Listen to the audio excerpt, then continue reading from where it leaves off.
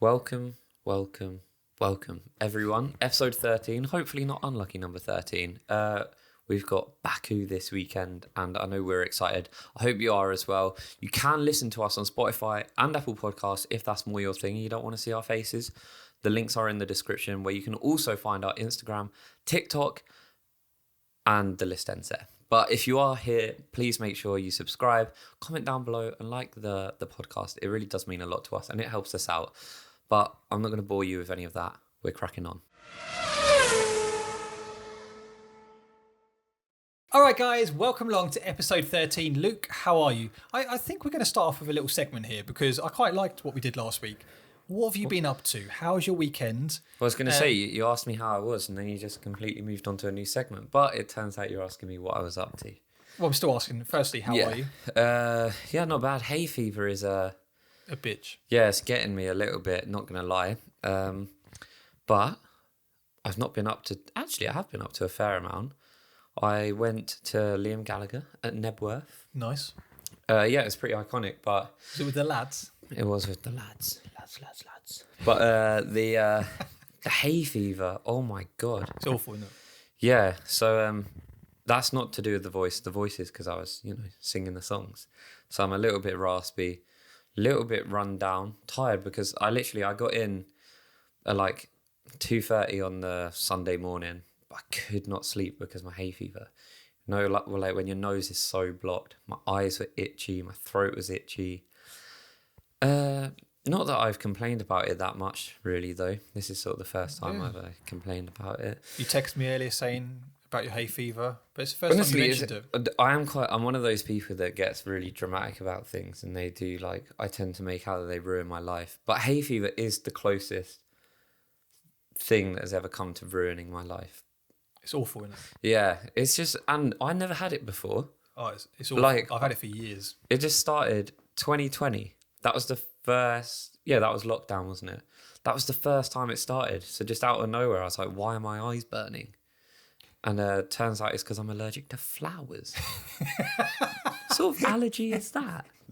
Guys, hit a like button if you are, allergic to flowers. Let us know. And if you're not allergic to flowers, hit the like button. Yeah, just hit the like button. Corner them, because that means everyone has to do it. Yeah, I like it. What have you been up to? Well, I helped you obviously with the garden on Friday. So anyway, I'm joking. That's harsh, man. I know, I'm joking. I'm joking. That was. I came out and helped you with your garden. Yeah, on no, Friday. you did. I think that's what triggered my hay fever, though. So I kind of blame you. That's fine.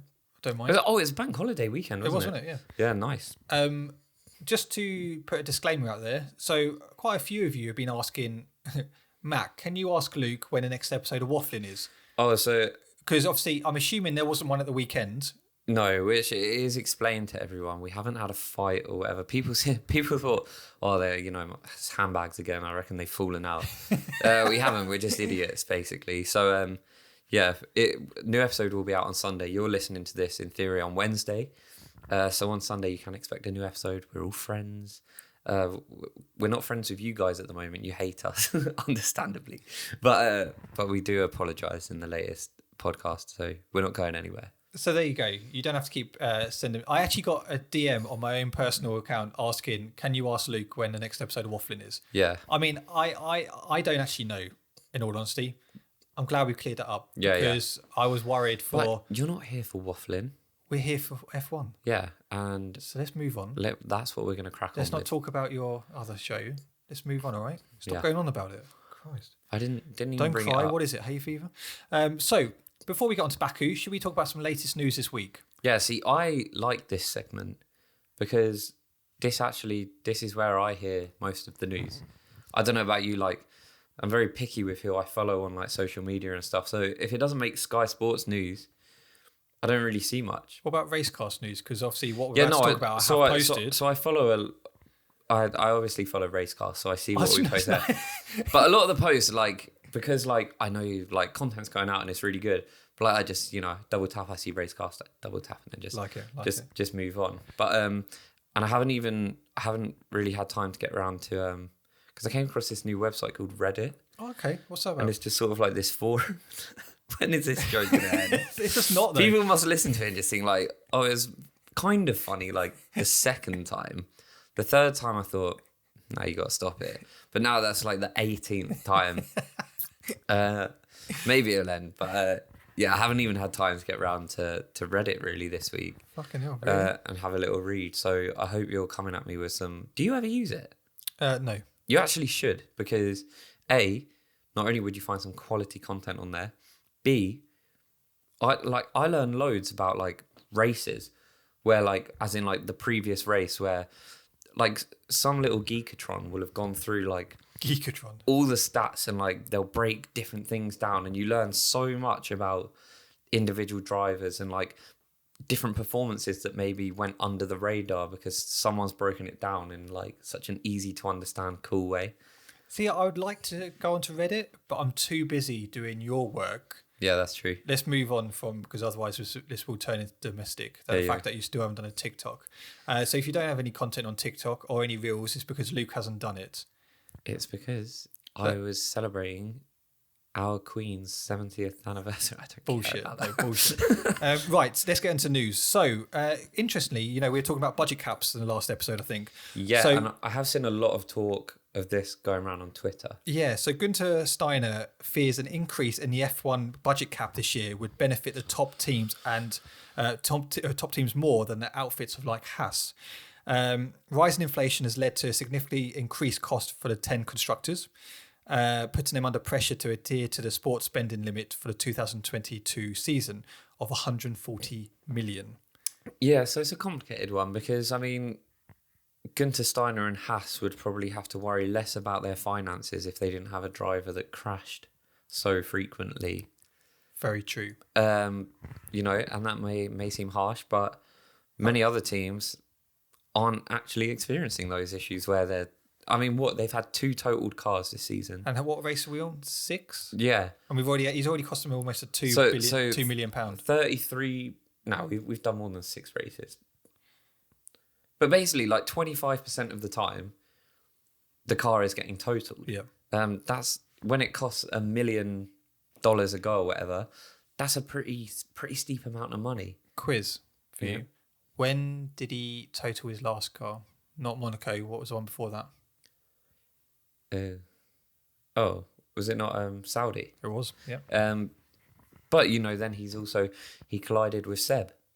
I'm not sure if that did any damage, but it probably left some damage, and all of those things add up. And then when you're throwing in these huge crashes, which are just decimating the car, literally into pieces. But at the same time, I do understand his point. Yeah. Yeah, chances are it would benefit the big teams. Naturally, they've got more money. But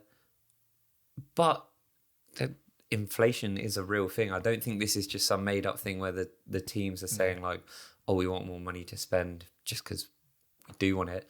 I'm sure that is also part of it. But we as regular people see that things are getting more expensive. Well, that's the and thing, that has to be reflected.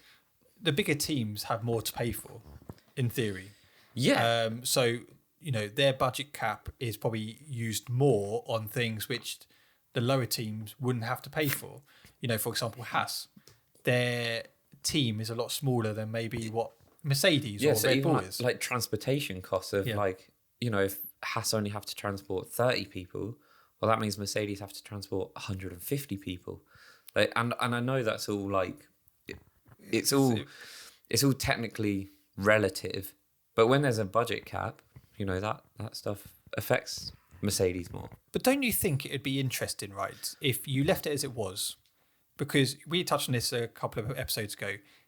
The bigger teams, if they don't increase this, it's going to be interesting to see how they perform later on in the season. Yeah. And actually, people like Haas, I agree with Günther there, because bigger teams are always going to benefit. The lower teams, or I say lower teams, the mid table teams are never going to benefit, are they? Because it's always benefiting the top teams. Yeah, and this is,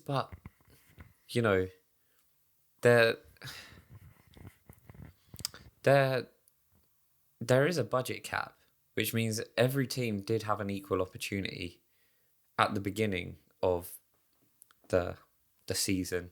Haas obviously had the most wind tunnel time. Yeah. But as a factor of them coming last.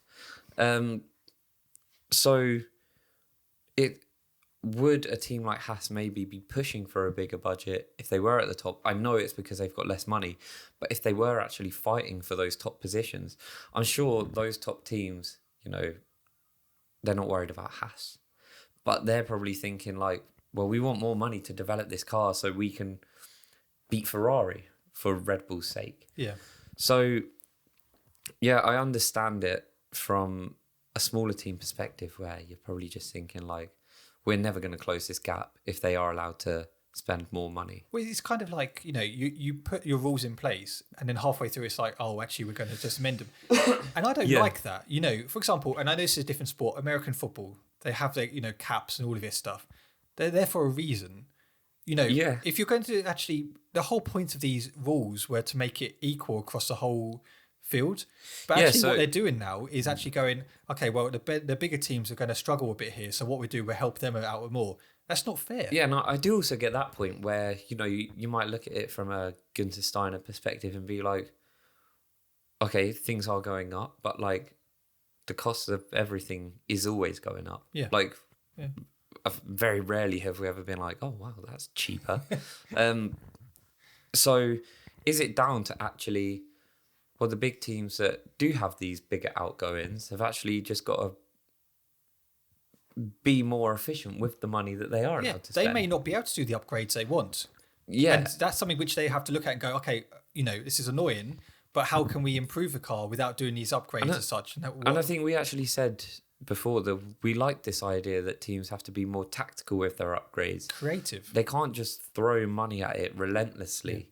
Well, that's why the sport got so boring for so many people, because the big teams could, like Mercedes over the years, could just chuck as much money as possible there. Yeah. The whole point now is actually a cap is there for a reason. It's not there just to go halfway through. Yes, okay, you've got inflation, the war with Ukraine has caused, a lot of the inflation. I get that.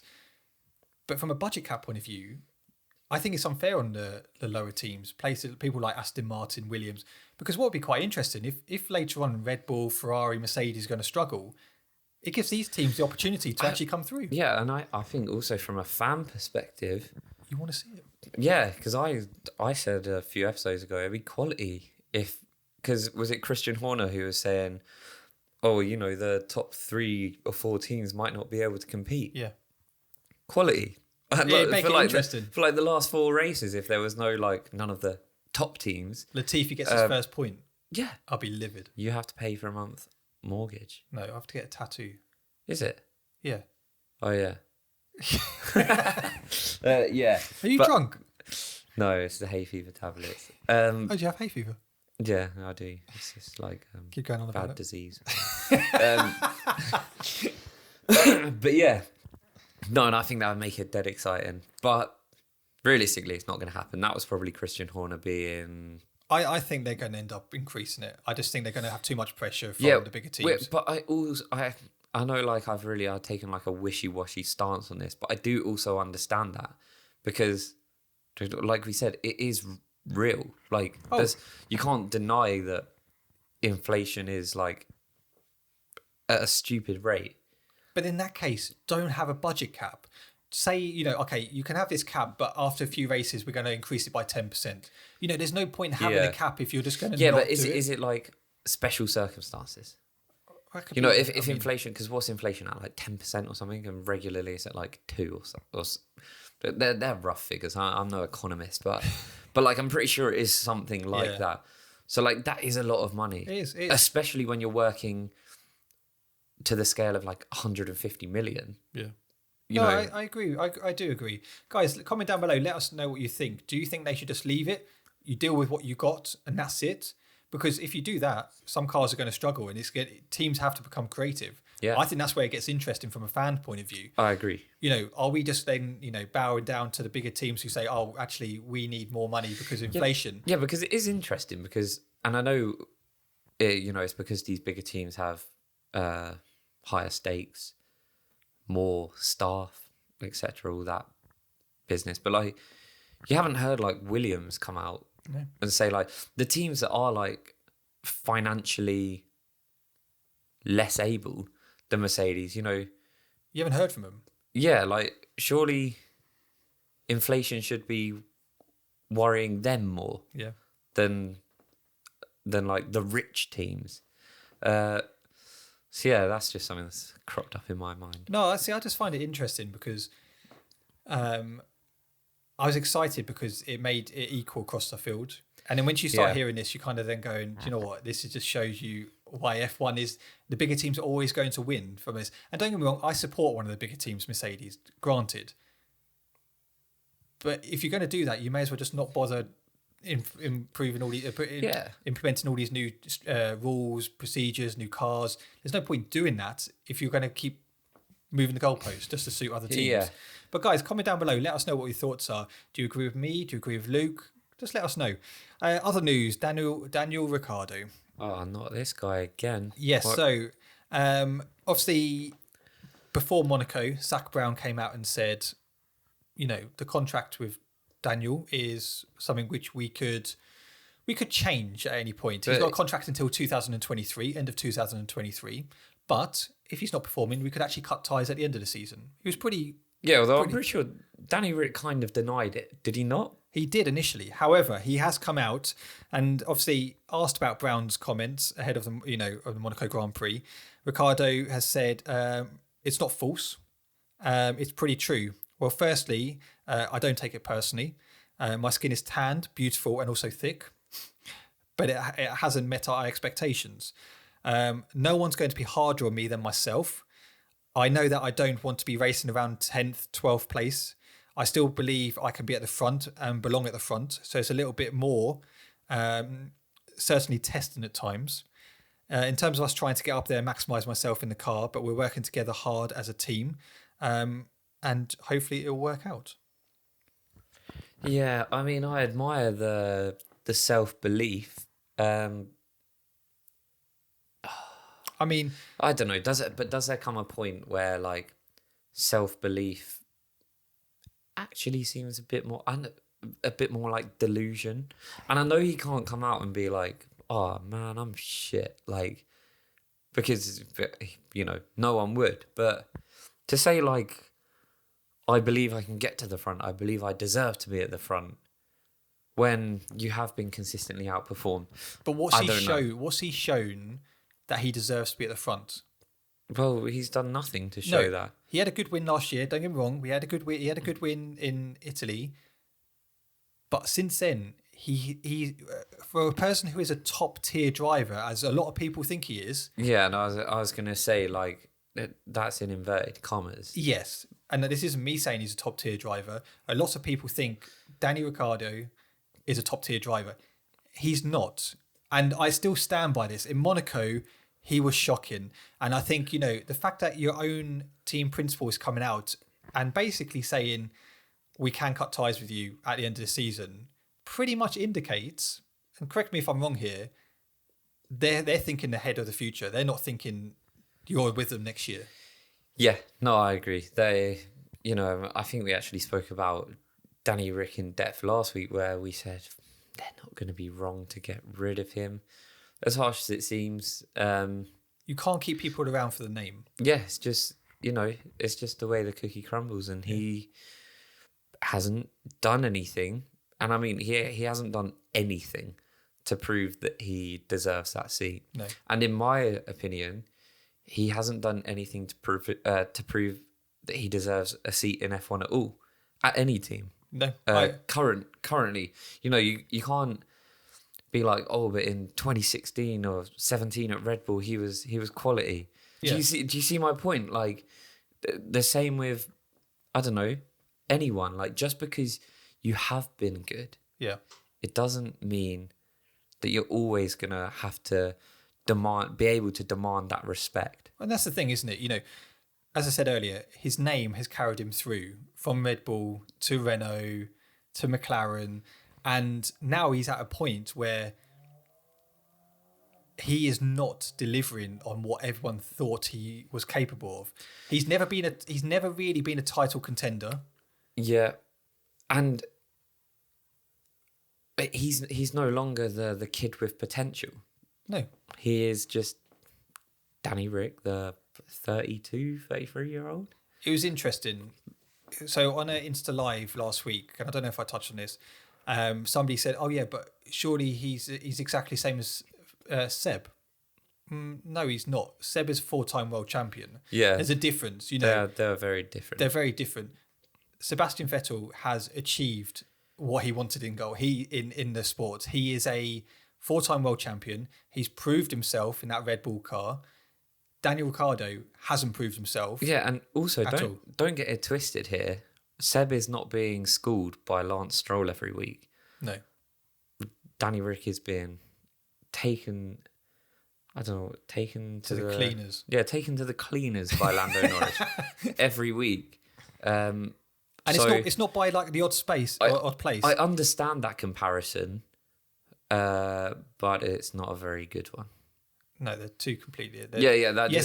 And it's the same with you could say the same about Fernando Alonso. Well, yeah, but same. He's not being like he's done it. He's delivered, and he's still. He doesn't look like a terrible driver compared to Ocon. So yeah, no. I would not be surprised come the summer break if McLaren decided to part ways with. See, that would surprise me. Would it? I think if they got rid of him in summer, I would be a little bit surprised. If you've had a whole season of him so far of not performing or delivering, and you're a team who wants to be 4th, 5th in the grid in the constructors, he's not contributing any points. As we said last time, Lando has contributed 83% of the points so far this season. Yeah. Something stupid. That's mad. That's like, Williams, for example, just having Albon and Latifi. Like Albon's just getting the points. If you've got a driver who's not contributing to the points, why are they there? Yeah. No, I agree. You have got it, but I still would be surprised if it did come in summer. Yeah, no. Let us know. Comment down below. Let us know what your thoughts. Other news: Max Verstappen has said categorically he will not be seen in F1 paddock in any capacity other than a driver, and will chase other fun things to do instead of becoming a team principal or advisor. So, literally, basically, what he's saying is, once Max Verstappen's career is over in F1, you're not going to see him at the paddock. He's done. Well, he earns 50 mil a year, mate. Like, no, but some people like being around.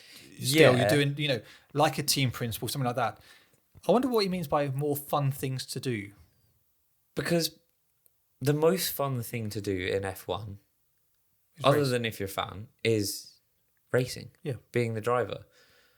I mean, I don't know. See, because I've always had this thing where, like, you see,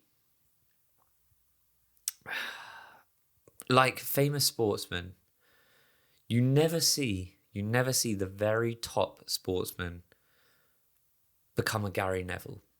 No. Do you know what I mean? You will never ever see Lionel Messi interviewing someone. Different sports. I know they're different. And the same with, you will never see Lewis Hamilton interview someone. Yeah. When you're at a certain level, I think it's almost better to remove yourself from the sport and, like, just go down as a great. Yeah. And, I'm sure he might not be in the paddock in that sense. I'm sure he'll make appearances at races and watch them. And I think, if you have been at the absolute top of the game, why would you want to come back and and work in it? No. I mean, what does that happen often? Anyway, I know drivers come back as like advisors to the teams and stuff, but like Jenson Button, he's Williams. But team principal. Oh, team principal, yeah. But there's a lot of advisors. Nico Rosberg's still doing, TV, isn't he? Damon Hill's come back doing TV. There's all these people, Chan Rock, Paul di Resta. And I mean, 9 out of 10 pundits will be individuals that, like, played for David Coulthard. Yeah, but I think it's different. So the ones who Max is going to go on and win multiple championships for sure. I think Max is going to go on to become, like, one of the all-time greats. Yeah, and I understand it from their aspect. They won't want to come back and be a TV pundit. I know you've got, like, world champions, Damon Hill, Rosberg, who's done that. Jenson Button, they've won one title and all that stuff. But I think if you're at that elite level, where you are, like, one of the greats. You're not going to want to come back and just do TV. You won't need to. No. You're going to be coming back for the special occasions. Like I can't see it. And that's not to disrespect any of No, the other not drivers, because Nico Rosberg, quality, Phenomenal driver. beat Lewis Hamilton to a world championship in the very same car. Yeah. And I can understand it. I think I'd be someone that would probably get a little bit bored. So I'd want to go and do the TV stuff. But I can certainly understand why you would never want anything to do with it for the rest of your life, ever. No, I agree. After having it consume, let's say he retires when he's 38, that would have consumed the first 33 years of his life, no doubt. Not F1, but racing. I don't think he'll be in sport to 38. I think he'll probably go just before 35, 34, 35. Max? Yeah. Why? I think he's going to be very much someone like Lewis Hamilton, for example. I know Lewis is still racing and all that stuff. Lewis is like 38. No, this is what I'm saying. Lewis doesn't need the sport. The sport needs Lewis, for example. Same with Max. I think Max is very, he'll just one day get bored with it and go, I don't want to do it anymore after he's won so many championships. But I think it's easier for Max to walk away from the sport because he doesn't need the sport as much as... Does that make sense? No, because I feel like Max clearly displays the traits of a winner. Yeah, but he's only 20-something. He's still got another 10 years potentially. Okay, so it's only because we've never seen this before. We've never seen a driver, Lewis Hamilton, at supposedly the end of their career, based on age, still be at the top of their game. I feel like athletes are getting fitter and fitter, and you see it across different sports. Tom Brady, Cristiano Ronaldo, Rafa Nadal, where sportsmen are able to go on for longer and longer. So I feel like if Max is 36 and he's still at the top of his game, I feel like he is someone that would just want to carry on winning and winning. Yeah, but it all depends whether the team is still at the top of the game. Yeah. That's where I think it'll be different. Because do I think Red Bull are going to go for the next 10 years and be at the top? No, in all honesty. But would people have said that Mercedes are going to go on to win the next 8 Constructors' Championships after Red Bull had just won the previous 4? No, but I think there is more teams coming through now who are competing, likes of Ferrari. Ferrari will win a championship at some point over the next few years. Yeah. That's for sure. Mercedes will get back into it. That's for sure. Red Bull will obviously win. But I think McLaren, in time, if they get the right partnership, driver partnership, McLaren will be in that mix. I do honestly believe in the next few years you'll see these type of teams. Why don't McLaren make their own engines? I don't know. Do they make their own engines for their sports cars? I don't think so, no. Because I was going to say, it's quite weird, isn't it, to have one of the fastest road cars in the world and then to have an F1 car and you don't even make your own engine. No. It's a good point. Just something that... Let us know. Find out, please. Let Luke know. Comment below. Yeah. But I'm not saying Max wouldn't be at the top of the game at that point. What I'm saying is... No, I know. I just think he may get to a point where he's like, do you know what? I don't need this. See you later. Yeah, I get what you mean. He's got that more he's a bit more ruthless. He reminds me of someone like Eddie Irvine. Do you remember Eddie Irvine? He was racing when back in that would have been 2004. Don't get me wrong, he's not in the same league as Max with the start, but he's he loved it, and then he got. Do you know what? I'm happy to walk away from. But he used to race in a green car, Jaguar. Yeah, I remember him on the game. So I don't know. It'd be interesting to see, but no, I'm not saying Max won't be at the top of his game. Then I just think he might not need the sport, and he'd be like, do you know what? I'm done. Yeah, well, look at Nico Rosberg. Yeah. He won his championship and then just fucked off. And he just went... Which, I respect that. I think quality. Yeah. He's worked his whole life.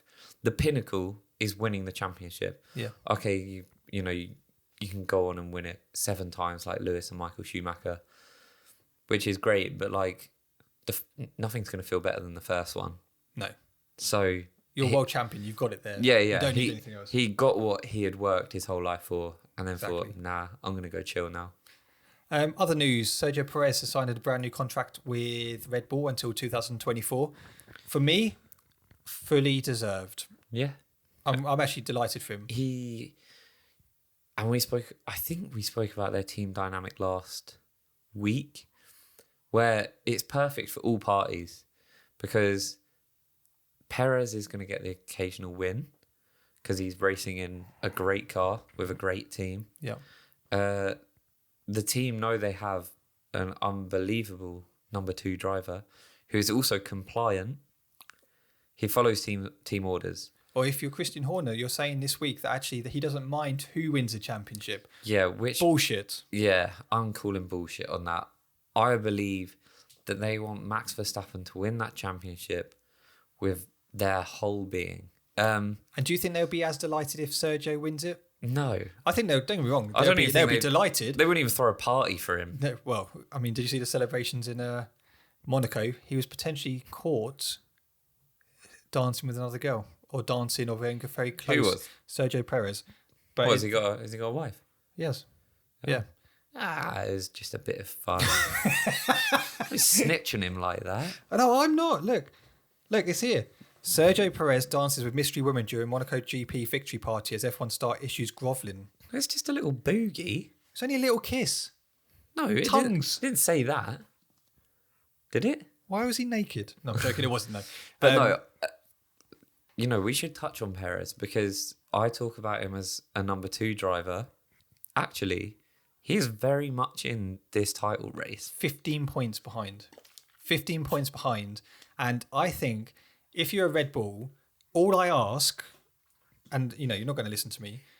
What were you expecting? Please give them an equal opportunity. Please. Yeah. Sergio Perez, and you laughed at me a few races ago when I said Sergio Perez, for me, if he's going to win a title, it'd be this year. And you went, yeah, that won't happen. Look what he's delivering now. I still firmly believe it won't happen. No, because I think there will be team orders that will benefit Max. Do you think that's the only thing? Yes. Without a doubt. So, Sergio is proven that he can deliver week in, week out now, and he's doing that. He's been very consistent. Very consistent. But I don't know. I don't think we've actually seen him be quicker than Max this year. Bar Monaco. He got pole. He got pole, didn't he? Where did he get pole? He got pole. It's hard when you put on the spot. No, I can tell you because he got pole in Saudi Arabia, didn't he? Yeah, he did. Who won that race? Come on, you must Max. know. Yeah, it was Max. That was a quality because we got the final few laps. Yeah. But, yeah, I don't know. I think everything that we've seen still shows that Max is the faster driver. Yeah, no, and I agree with you. But Max he's had DNFs and... Yeah, he didn't perform well in Monaco. This is where Perez... I would just like to see Perez given the opportunity. I don't care if he doesn't get it, but I want to see it be fair. I don't want to see this. Look at Spain, for example. Team orders, do they not come through a lot of the time because the driver behind is actually quicker? Potentially, but okay, look at Spain. Let's look at Spain, for example. Perez, I'm not being funny, team orders cost him potentially from getting that win. That is 7 extra points. And in that case, he would be, 8 points behind now in the championship? Well, no, because bear in mind, Max would have got less points. Do you know what I mean? Yeah. So it would have been even closer.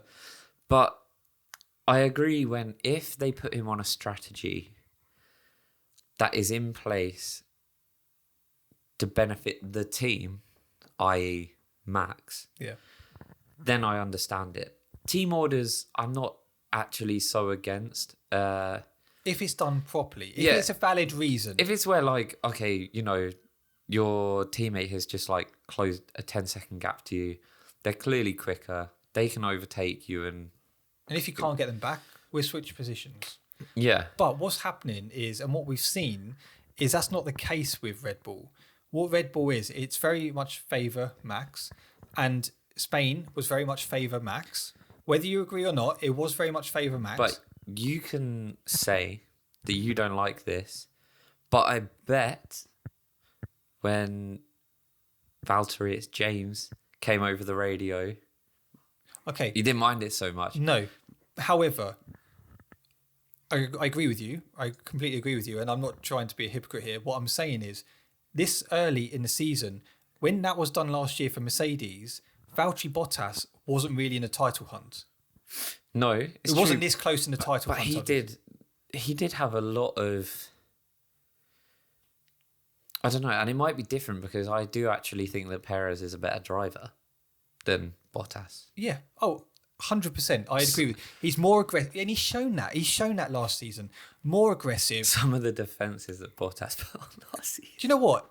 I don't even know why he was there. He used to fucking wind me up.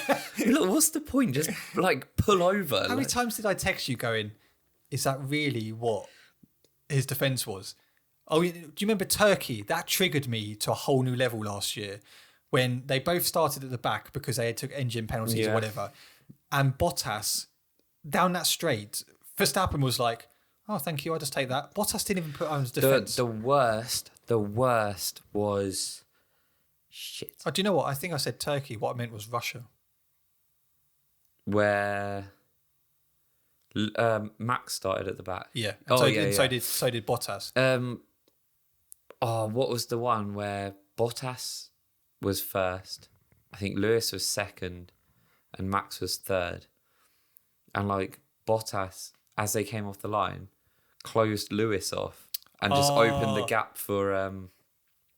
I can literally picture the first corner. Was that Mexico? It may actually have been... I think that was Mexico. Was it Mexico? I don't know. I don't want to say what one it was, but like, I'm pretty sure it's Mexico. If you watch last season, straight down into the corner, and he spin at the. I can't remember what happened. But I think it's Mexico. He fully just he shut the door to Lewis, and which completely opened it up for Max. It was Mexico. And whereas you look at Perez, the best example of Perez being a top tier teammate is Abu Dhabi. Because if he hadn't have held Lewis up, Lewis lost like 8 or 9 seconds. It might even be more. It's ridiculous. If he hadn't have done that, he would have had the window to pit, get fresh tyres, come out, still be ahead of Max, and then it would not matter. He would have won that championship. But we all know the events that unfolded, and the big reason Max was able to overtake him was because of the fresh tyres. Yeah. And the only reason he was able to do that was because Lewis couldn't. And that was because he was slowed down by Perez. Bloody Perez. Anyway, we're over that. We're not triggered. No, why'd you have to bring that up? I actually watched the highlights on Friday. What, Abu Dhabi? Yeah. I watched the duel yesterday. Have you seen that on Sky Sports? No. The duel. What is it? It's basically looking at last season, the build-up between Hamilton and Verstappen leading up to Abu Dhabi. Because I saw you did a post on the story saying, "Do you miss this battle?" Yeah, and like I swear it was like 90% yes. Yeah, it's like 83% yes. The rest, I honestly miss it. I really miss that aggression, and not because it was Hamilton. I just miss that. No, because going into I'd love it even if it was Max and Charles. Oh, without doubt, yeah. Because it was that pure like. They fucking hate each other and they both just want to win and they're going to like just absolutely throw the kitchen sink at it. Whereas now it's very like nicey. Oh, good job. Yeah, you did amazing. The team principle, you had everything. You had the two drivers going at it, two elite drivers there. You had the team principals who hated each other. Each week was something exciting. Yeah. I looked forward to every race. No, honestly, and I used to... And I don't know whether that's because Mercedes aren't performing as well this year, or it is because I don't think it's as intense, the battle at the top. But like, I used to get that feeling in my stomach when the lights were going. Yeah. And I definitely haven't had that this season. No. But I hope it does get to that point because we want to see that battle. We want to see it. And I don't think that sort of thing is exclusive to Lewis and Max. But there does seem to be some sort of like, Max knows he's the next big thing, or he's the new kid on the block. I know he's not new, but you know what I mean, like the new number one. Whereas Lewis is like, no, I'm still here. Yeah. Whereas Charles and Max, there's no like middle ground. Yeah, like there's not really that like narrative there, that storyline. It's like they're just pals, and I want to see a bit of like. Yeah, but obviously we've seen it get nasty between friends before. Yeah. So. But we're not seeing anything there. I mean, are we seeing that Leclerc's getting a bit peed off now? You know, in Monaco, are we going to see like a different side of him? Are we going to see him start taking more risks now to get in front of Max? Could be interesting. Could see that this week in Baku. Just finishing off news-wise, Nick de Vries, apparently Williams said he's worthy. Nick de Vries. Free, yeah, that one as well, and him, yeah. Apparently worthy of a place on the grid, says Williams after FP1 outing in Barcelona. Well, yeah, because what does this highlight? He actually beat Latifi. Like, he got a better time than Latifi. Yeah, he did. It's embarrassing, isn't it? Really. That is. I mean, that is fucking embarrassing. But what are we expecting? Are we expecting him to come in, replace Latifi at some point this season? Yeah. Still, I mean, every week we unnecessarily go for Latifi and call for his head, but come on, it's you know, anyone who crashes under a safety car that says that the car just didn't turn. Yeah, I don't know. You know, that triggered you, didn't it? And me. That did really a little bit, because I just thought, man, like, that really is rock bottom, isn't it? It's proper low, isn't it? No, it doesn't get worse than that. No. So, yep, I would welcome the change. I'd just like to. What content would we have? Yeah, well, hopefully, we'd still have Stroll and Mick Schumacher now, to be honest. And Danny Rick. Exactly. So we still have content. We're not going anywhere. Shall we get on to Baku? Yeah. I'm really hoping it won't be as upsetting as it was last year. Final lap. What? If you are a Mercedes fan, then it upsets you. If you weren't, then you probably loved it. Let's just quickly recap last year. So, how do we summarise this? Because it was for a neutral point of view, a very entertaining race. Max was leading it comfortably. He had a tyre blowout. But he wasn't the only one. Stroll had a tyre blowout before. Verstappen had a left rear blowout. Because that's where you get the iconic, like, sort of him getting out and just kicking a tyre, yeah. And I love that. And then off sudden, it was quite interesting. This is where the tides had turned last year, in the sense of radio messages to Michael Massey. Because beforehand, you know, they were going, "Oh, Michael, just so you know, is there anything happening with this?" But in Baku, when you started to see the pressure put on Michael Massey last year, in the sense of, you know, Wheatley from Red Bull said, you know, "Oh, we've noticed it. What I think you should be doing is you should red flag this and let everyone change their tyres." And it's that pressure from the pit wall that was starting to mount on Massey last year. And I think it's really key, because I watched in this duel, they showed you in Baku last year, and that's when it was starting to put a lot of pressure on. Radio messages were becoming more clear, you know, on the TV schedule, and it was more interesting to see. But, you know, Jonathan Wheatley, I think you should be doing this. I think you should be doing this. Yeah, and, you know, I do hate that, because I think we've definitely slandered Michael Massey on here. Oh, he's a top guy. Rightly so. But they are under enough pressure. Yep. As it is. The last thing they need is people from teams telling them what to do as if it's for the good of the race, when really it's just for their own agenda. Yeah. And it wasn't just Red Bull that were guilty of that. Mercedes were equally guilty last season. Mikey. So you know, it gave us some iconic moments, but I am glad that they've stripped that back completely. Are you though? Because going back to what we were saying earlier, I do kind of feel like that kind of made it more interesting. Yeah. Don't get me wrong. You know, Red Bull and Abu Dhabi, that pissed the hell out of me. I was really pissed off with that. But looking back on it now, these type of things actually made last season really interesting. Yeah, and it's one of those things like where you can look back on it and be like, yeah, no, that was incredible. But in the moment, like even now I look back at Baku and I remember when, you know, Lewis's tyres just went up in smoke because he had the magic button on, so his brakes were essentially a piece of shit. What's my magic on? And like I remember that I was like, no, because like you had that like it must have been like 5 seconds until they were into the first corner, Yeah. and Lewis had taken Perez. So I was thinking like he's fucking done it. He's gonna do it, and then all of a sudden he just goes straight on and his brake. This is how funny. So your brother, I messaged at the time because I was like, this race is intense, and this is where I started to get really intense quite early in the season for me last year. And he messaged me going, mate, just wait for it. Just wait for it. Because I was about 10 laps behind. And he was like, no, honestly, just wait. And then he messaged me when I said, oh, brilliant, Verstappen's out. I was like, this is amazing. And he was like, just wait. Just wait. And I was like, surely nothing bad can happen.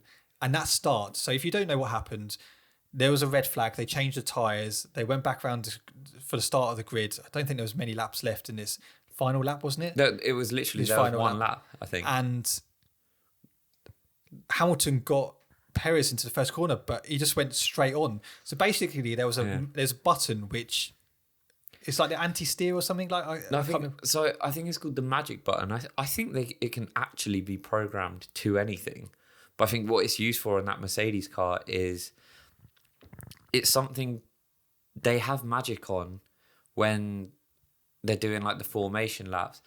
It's to do something with keeping heat in the brakes, I think.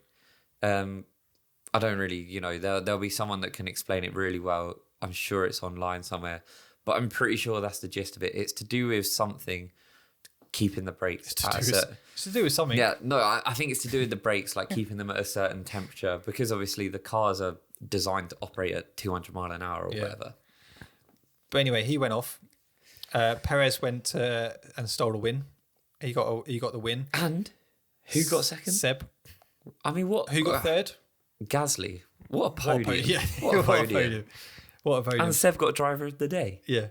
So it was good from that aspect. I liked seeing Seb on the podium. I would have just rather it be Lewis, Seb, Gasly. Yeah. No, I would agree with you on that. So, but it also, I think we've given street tracks a bit of shit on this podcast. Baku, I rate it. Is not one of them that we're going to give shit to.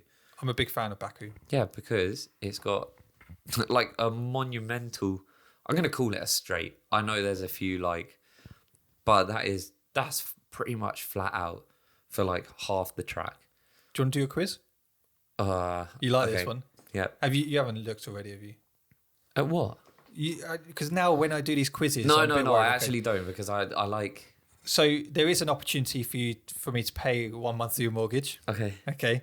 So, but I'll tell you when that is. So let's start off with DRS zones. How many DRS zones are there in Baku? You can play along at home. Comment down below if you're watching on YouTube. If you're listening, then let us know how you got on by sending us a DM. I'm going to say 2. Correct. Well done. Very good. So it's from DRS. Can I say where they are? Yeah, of course. So I think the first zone is after the second corner. So you come round onto that, like it's the first straight essentially. So turn 2 and 3, 2 to 3. Yeah. Yep. And then, well, the second one's got to be like after you do the sort of curves on the straight. So yeah, like the pit straight. Down the pit straight, yeah. So 20 to down to 1. Yeah, very well done. When was the first Grand Prix at Baku? Ooh.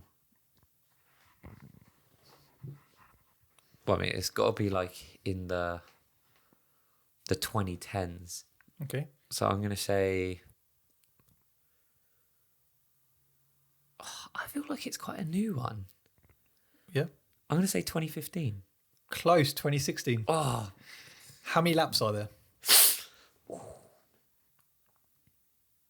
Fairly long track. I'm going to say 57. 51. Fucking hell. I'm doing good. All right. This is a chance that you can win 1 month of your mortgage, okay? I like the fact if you're listening to this, Luke has actually sat forward to this. I've gone into sweat mode. What is the lap record? Remember, half a second either way. I feel like it's almost definitely in the 120s. Okay. Um, I get so nervous. I feel like I'm starting to start sweating because this is like 122.7. what did you say? 122.7. And what did I say? Within half. Half. 122.7. What is it? 143. Oh, you fuck's sake. Why would you do that? I like it. I was trying to think of, because I was doing time trials on the game. Yeah. Clearly I wasn't in the 120s. Oh, that's really annoying. What was it, 143? 143.009. And who holds that record? Well, Lewis. Nope. One more guess. Well, Max. Charles Leclerc in 2019. Wow, what the hell? Oh, is that when they were like cheating though? No, I don't think they were cheating. No, but do you remember when they did that, like, they did cheat? When Ferrari like did that thing with their engine and like everyone found them out to be cheating. Oh, was that then? Well, that's like, that would make sense, wouldn't it? Yeah. Because it was that period. I don't know. Surely if they were, They wouldn't have given them the... yeah, they can't have. Who got pole last year? Ooh, well, Okay. I'll pay for one of your food shops. You know you did a food shop earlier. I'll pay for that if you can get the the top three drivers who got pole, second and third.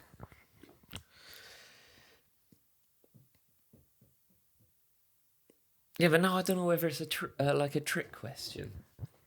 Well, this is the whole point of a quiz. What do you say to the quiz master? Hang on, is this the trick? I'm trying to think of like that first lap. Well, Max. Okay, you tell me your top three. And I I'll feel tell like you if you're Max is number one. right. Okay.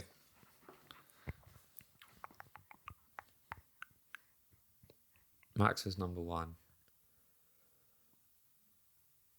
Oh, well, surely Lewis number two. Okay. And then Perez, number three. Okay, so first was Charles Leclerc. Really? Second was Lewis Hamilton. And third was Max Verstappen. I'm really annoyed because normally what I do, right, before we film every podcast, if it's like a race week, so like we've got Baku coming up, I watch the race highlights. Yeah. So, but because I just haven't had time today, otherwise I would have got that question. I would have got a free food shop. And Charles Leclerc, where did that come from? He must be really good at racing around that track. Yeah. He's got a pace round there. It's gonna be interesting. It's gonna make for an interesting week. So let's talk about Baku. As we said earlier on, we're big fans. Well done on the quiz. You were close on the first couple, but then after that you just went down the pan. Well, really, I said 123.7 and it was 143.0. So that's 20 seconds off. But if I had said 143.7, then it would have actually been quite close. Thank you for that. Yeah, no shit. Of course it would have been close. So it was closer than... Really, I was only like one number out. No, you're 20 seconds out. Yeah, but like... There's no coming out of it. That was a shit guess. So going into this, what we know is Mercedes are... So there's top storylines. Which, one of the quick questions, what Mercedes do you think we'll get this weekend? Because obviously Spain, they looked very strong. I have no clue. Wasn't the case. Toto Wolff has said he is still very optimistic. However, having expected the last race to be a struggle, the progress made in Spain hasn't been lost. But Mercedes might have trouble on specific tracks moving forward. So it'll be interesting to see how they get on in Baku. Baku's characteristics is still a street circuit, but it's very different to Monaco. It's a very fast circuit. There's a lot of... Because it's sort of... What I think it is, it's like the perfect balance between tricky corners and then pace. You got overtaken here. Yeah. Do you think this will benefit Mercedes? Well, at Spain, they were, in terms of top speed, the quickest car on the grid. Yeah. We've obviously got the, between turn 2 and 3, quite a healthy straight. Yeah. And then there's a massive straight at the back of the track. I just want to see Lewis on the podium again. That's all I want to see. Yeah. I really don't know what Mercedes to expect, but because that car is such a fucking mystery. No. You honestly... You don't know what you're going to get. How many times have I put them like on the podium where it's like upgrades are coming? And then, you know, they bring upgrades to Barcelona and we're like, Jesus, they actually look good. And then Monaco, piece of shit again. Agree. So I can't make any predictions about that team. We're expecting closer racing this weekend as well. Yeah, but do we say that every week now? No, this is what they're saying on the actual F1 website. Well, yeah, but they're not gonna post saying we are expecting a terrible race this weekend. No, but to be fair, Baku over the last few years hasn't disappointed. No, You have had overtaking. The track has, what it says here, the track has seen a lot of exciting racing. The red flags helped it last year. Yep, but it does punish errors, doesn't it? The Carlos Sainz crash last year. You got that time bit to the castle. That corner is awful. Yeah. I mean, I think it's quality to watch, but driving that, I can't imagine anything worse. At the speeds they have to take it as well. And how many times do you see drivers going straight off? You know, they don't brake in time, so they have to quick turn around. Carlos Sainz was a prime example of that last year. And the thing is, with that like awkward sort of time, I hope like you know what the track is and you know what corner we're talking about. It's down to turn 3. No, I'm thinking of where the castle is, where you go through. Yeah, that horrible corner. It's horrible. But turn 3 caught a lot of people out last year. Yeah, that's the one at the end of the straight yeah. with the DRS. Yeah. But yeah, no, and I think that horrible little corner where like it's so easy to nick that wall. Yeah. I think Leclerc did last year. Yeah. Or was it last year? Year before? Yeah. I think it was last year. Might have been the year before. But yeah, Leclerc did do it recently. But that's why I think it's such a good track. Yeah. Schumacher is massively under pressure heading into this weekend. Yep. Still yet to score a point in his F1 career. Will he change that this weekend? He's got a worse record than who? He doesn't have a worse record than Latifi though, because remember Latifi is still he's pretty much on par with Latifi. Yeah, but in terms of races to get your first F1 point. Yeah, he must be on about 28 now, 29. Yeah, so he's got a worse record. Yeah, true, very true. No, I know they both have 0 points in the championship, but yeah, you know it's bad, isn't it? Again, what a stat. Again, we've spoken about Mick, and he is a man in trouble. He needs to very much in trouble. I mean, if he crashes again this weekend, to the point where they got to retire the car, God help this man. Yeah, because that Schumacher name is not going to keep you that seat. No, I'd agree. Shall we go on to... Actually, no, I want to try something different here. And this is something which somebody has suggested. And I want to get your opinion, okay? Okay. So we're going to do another little quiz. You can play at home. So it's looking at the drivers. Who's going to outperform the driver? I don't know what we can call it. I don't know what we can call this. What can we call this? Who's going to perform better? Which driver is going to perform better in each team? So, for example, if I say to you Max or Sergio, who are you going for? Who's going to beat? Who's going to come out on top? Well, Max. Okay. Lewis, George. Lewis can't finish second to George every race. I'm going to say Lewis, and that's because I back him. Charles Sainz. Charles. Norris, Ricardo. Oh, I wonder. Norris. Is anyone listening here thinking, I reckon Danny Rick might do it? And if you are, just turn the podcast off. No, don't turn the podcast off. Leave a like. Go and read a book and educate yourself because that is mental. Tsunoda, Gasly. Oh, now this is a good one because I think overall, I believe Gasly is a better driver. Yeah. But Tsunoda's having a better season. Who are you going for? I'm going to say Gasly. I think Okay. he's a very quick driver, and I think this track has some good pace to it. Alonso Ocon. Alonso. I mean, one of our things was titled Alonso Goes Under the Radar. Yep. And he has gone under the radar this season. Oh, yes. K-Mag, Mick. Look, I really do hope Mick gets a point. Yeah. I don't want to see him do bad. No. But K-Mag, I mean, he's shown all of us that he's light years ahead of Mick, honestly. Bottas show. Bottas, I did see, I think it was you that did the post on the Racecast Insta. You can follow it. Link is in the description. Talking that Zhou's position might be... Yeah. That I found, I know it wasn't your opinion, a bit harsh. Yeah, it was in the Rookie season. Reports this week were saying there's 4 drivers that are under pressure for their contracts at the end of the season.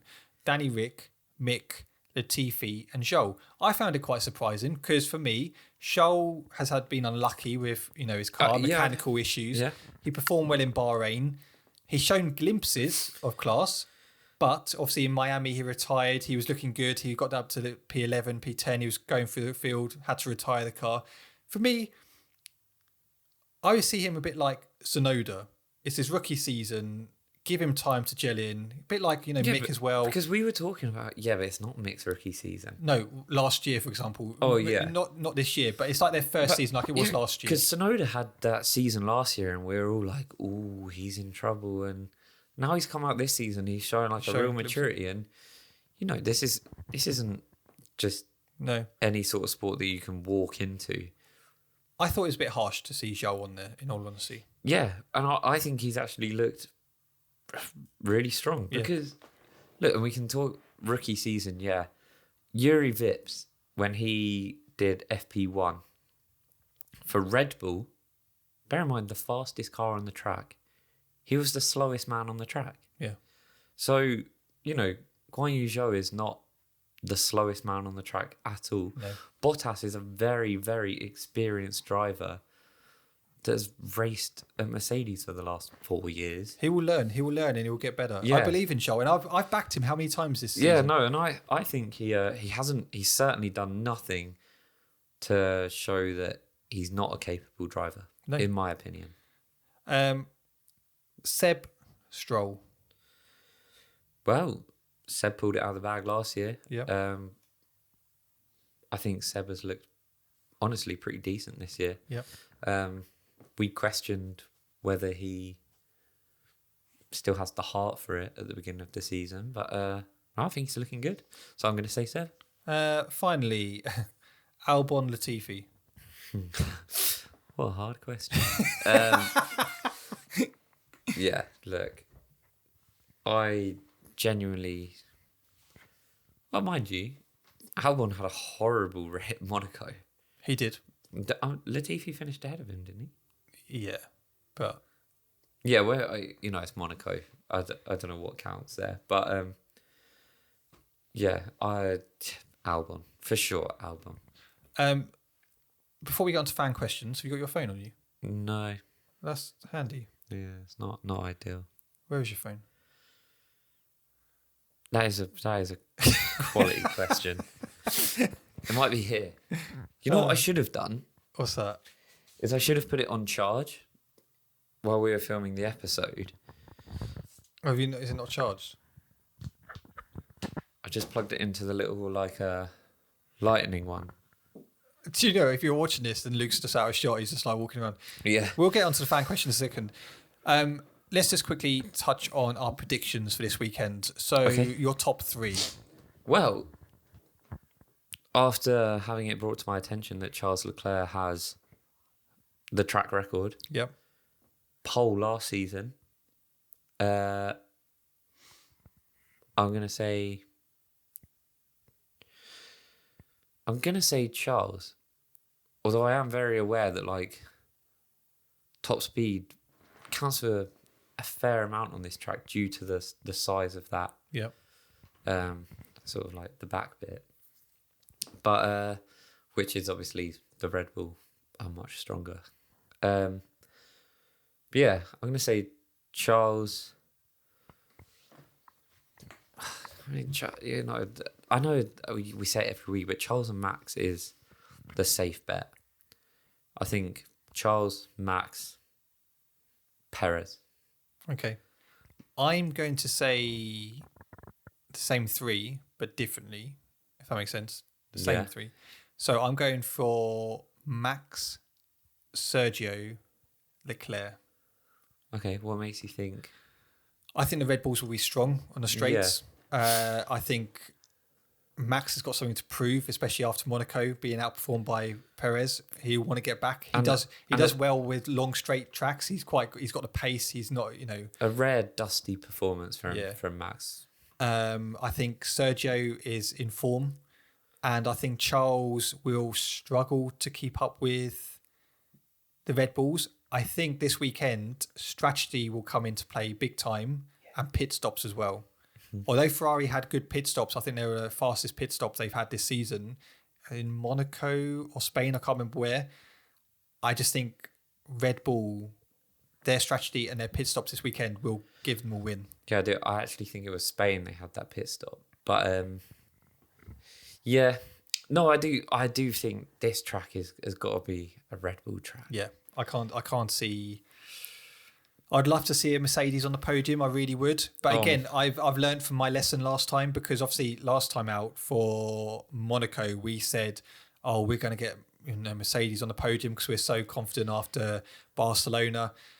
And then obviously the clip I put out was after practice, and let's just say we got rinsed. So I'm not doing that again.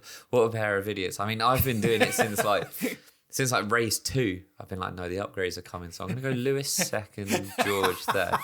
It just doesn't happen. So no, I'm not falling into that trap again. I think it'll be George first, Lewis second, Latifi third. Yeah, I think we're comfortably at a stage of the season where we can happily say, okay, not happily, but confidently say that the Ferraris and the Red Bulls, they're the teams to beat. Yeah. And Mercedes are still well off the pace, in my opinion. Well off. Is your phone done yet? Chassis. It is one of those rapid chargers. Is the camera still working, are they? I hope so. Yeah, it looks like it. It actually is. I got 4%. That's a bonus. So each week we've been asking you guys to send us questions in on Instagram. And thank you, because the questions you're sending in are brilliant. And I know we say this every week, but we're really enjoying seeing them. Luke doesn't actually look at them until he actually turns up. And yeah, but that's a good thing. That's a good thing. It needs to be like a surprise for one of us. But it's actually sometimes a surprise so much for Luke that he forgets it's actually part of the podcast. No, that's not true. Now he's just making stuff up about me. Well, were you prepared for this? Well, to be fair, I was at my other job before this. Your other job? I'll tell you what, if you're listening, I've already filmed 2 hours worth of podcast today. And I know it might sound stupid, but talking consistently for that amount of time is a task. Can you give the listeners a clue of any, good topics intellectual topics that are going to be coming up? What, on waffling? Yeah. There's nothing intellectual. Nothing. I don't know. We're just talking shit again. Is it you asking me this week, or me asking you? I don't know who did what. You got the questions? I do. Someone's actually asked, where's waffling? See, that's what they ask. Leave me alone. Okay. So thank you for all your questions. I'm just going through them now. If you do want to get involved, just hop on our Instagram. It's at Racecast Insta. You can send us DMs. We often put up these little question things. Oh, exciting thing that might be happening, which we discussed last week. Do we? We might be having someone who writes some articles for us, which we can put up as well. So if you like... has someone been in contact? Quite a few of you been in contact. Nice. And actually I already have. I've had someone even send us over some work. And actually, it's pretty decent. So if you guys like, to also read articles and stuff, stay tuned because it might be coming your way on Racecast. Don't miss out. Quite exciting. Which is quite exciting. Okay. Ask away. Well, this is fairly topical. We've discussed drivers that are at risk. Yep. Who's to lose their seat first? Who's the first driver that loses their seat? Doesn't matter when. I just want to know who. Danny Rick. Okay, now I want to know when. Part of me wants to say the summer, what we said earlier. You believe Danny Rick over Latifi? Do you think it's because the money that Latifi brings is that? I think they won't get rid of Latifi mid-season. However much we think he should go, I don't think they will. I still think they believe that he's going to turn it around. From all the interviews I see, they believe like, oh yeah, he's getting better. Oh, triggered. Right, this will trigger you, okay? And say what you're thinking straight away, okay? Some more TikTok idiots. TikTok. We posted about, the fact that Latifi got asked to follow Albon. Catch up with Albon, you might learn a few things. A lot of people said, well, actually, no, he would be expected just to learn different angles of the track, where he's going on for different, sweet spots. Do you really think that's what they were asking for? How can you be so dumb? Like, do you really think a professional Formula One driver has to follow another one to work out where to drive? No, it's his job. He should know exactly what the sweet spots are. Yeah. He should know where to drive. He should know where to brake. He should know where he needs to turn in. He should know where he needs to upshift, downshift. It schmucks a lot of you, man. Anyway, Danny Rick, and I think it'd be the end of the season. Okay. But it'd be confirmed maybe 4 or 5 races before. Okay, perfect. Okay. If every driver on the grid did a karting race with identical cars, who would finish where? Maybe just give me your top 5. Top 5. So, Max.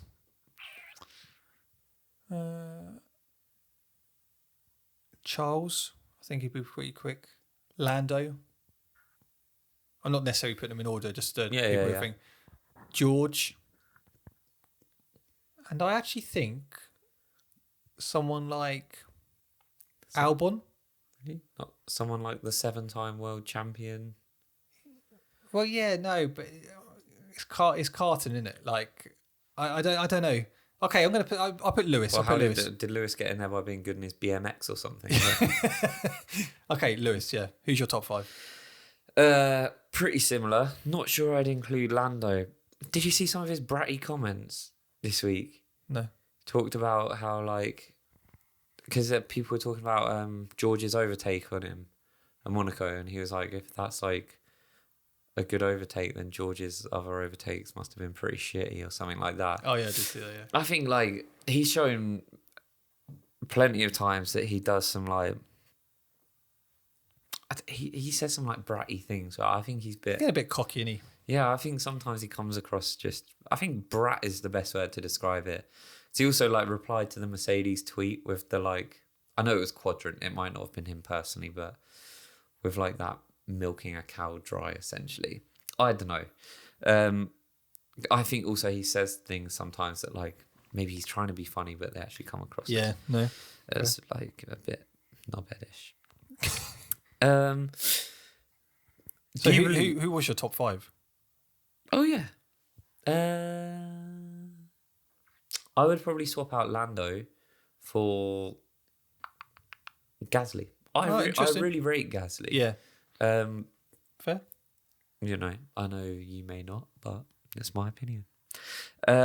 Is Sergio well and truly in this title race? 100%. Yeah, boy. 100%. And he just needs to be given the same opportunity as Max. Do I think it will happen? No. Do I want to see it happen? Yes. And do I think he is a title contender? 100%. Very nice. Very well put. Thank you. How many seasons do you think Lewis has in him? This, to me, comes down to the car. Yeah, and it was actually come out this week that Dick DeFree is Toto Wolff's is Toto Wolff's backup plan if Lewis decides to retire early. But how do I think? I think depending on how this season goes, if Lewis can see that there's real progression in a team, and that but come the end of the season, actually next year they can really compete, I think he'll stay around for next season, maybe 1 or 2 more seasons. If coming towards the end of the season, Mercedes haven't improved and he can't see that, I would not be surprised if this is his last season. Oh, don't say that. No, I don't want to see it happen. I just have that feeling that if he can't see real improvement in Mercedes coming the end of the season, you know what it's like. You want to see progression for next season. Yeah. Okay, is things actually going to get better? If they're not, would you want to stay around and stay with a team who's actually, going to be like in the situation for potentially next 2-3 seasons? But what if, right? Okay, so he wants to leave Mercedes, but Ferrari come in with a late offer. I think he would take it. Join us, Lewis. I think he would take it because it's a competitive car. Would he win? Oh, yeah. Do you think he'd be quicker than Charles? Yes. Yeah. No, I do. I agree. I think he would. That little smirk at the end. Yeah. Do you think... This is actually a really good question. I like this one. This is from Tawanda_8. I'm going to shout you out because I like this question. Actually, 90% of the questions are from him. Well, thank you. Oh, they're not 90%. No, that was an exaggeration. 83.4. Sent in like 5. Do you think Bottas would be doing better than Russell had he have stayed this season? No. Why? He's doing good in the Alpha. Because I think Bottas was always held back because he was a number 2. And I think sometimes that's very different. You don't see the full potential in a driver. So it's allowed him to flourish. It's allowed him to actually be himself and actually drive how he wants to, drive with no fear. Don't get me wrong, he's still not as aggressive as we would like to see of him, but he's getting the most out of the car. And I think if he stayed at Mercedes, I don't think he would still see himself as a number 2. And I don't think you would see the performances he's been doing since he's been at Alpha. And I think in terms of aggression, there's no point in him showing it now. The role at Alfa Romeo is to collect points. Yeah, and he's doing it. You need to be aggressive when the stakes are high. Yeah, no, I agree. Because if you're being aggressive, you're putting the car at risk. You're putting your whole race at risk. Yeah. So you have to make sure that it's that whole thing of like choose your battles. I don't really think he needs to be aggressive now, but yeah, I agree though in the sense I think. No, actually, because George is relishing in this because this is his big break. Yeah. This is him. He's in the same car as the 7-time world champion. And as an Englishman, he's going to look to Lewis Hamilton as like... He would have grown up watching Lewis. Yeah. Because you support your countryman. It's his idol, isn't it? It was, yeah. And, so George is really fighting for something, whereas Bottas is sort of, I think, just there. Yeah, no, I agree. I don't think you would see this type of Bottas if he was remaining with Mercedes. So we're going to end on this one. Okay. My favourite question from... When is waffling out? No. And I hope it's what I think it is. Or I hope it means what I think it means. Who are the top 3 hardest drivers on the grid? Okay, so... If I'm thinking what you're thinking, do we mean like, who would win out of a fight? Like, who's the Phil Mitchell of the bunch? Oh, that's a tough question. Who do I think? Oh, I think Gasly is there. Yeah, Gasly. I think he can be quite aggressive. He can be like, get his fists out here and there. I think Bottas. No, Bottas is a lover, not a fighter. I think he's too nice. Yeah, he wouldn't hurt anyone. This is tough. I reckon Max thinks he's well hard because he's got like that sort of dad that sort of. I suppose we're gonna have to have Max there because of how aggressive he's been as a driver. Yeah, but I reckon he's the sort of person that like if he got hit. He would cry. Yeah. Yeah, but you look at him over radios, he's a bit of an arse, isn't he? Well, yeah. Okay, what? So he's a keyboard warrior. Would he say that to their faces? Well, I'm not being funny. He's saying it over TV to like millions of people.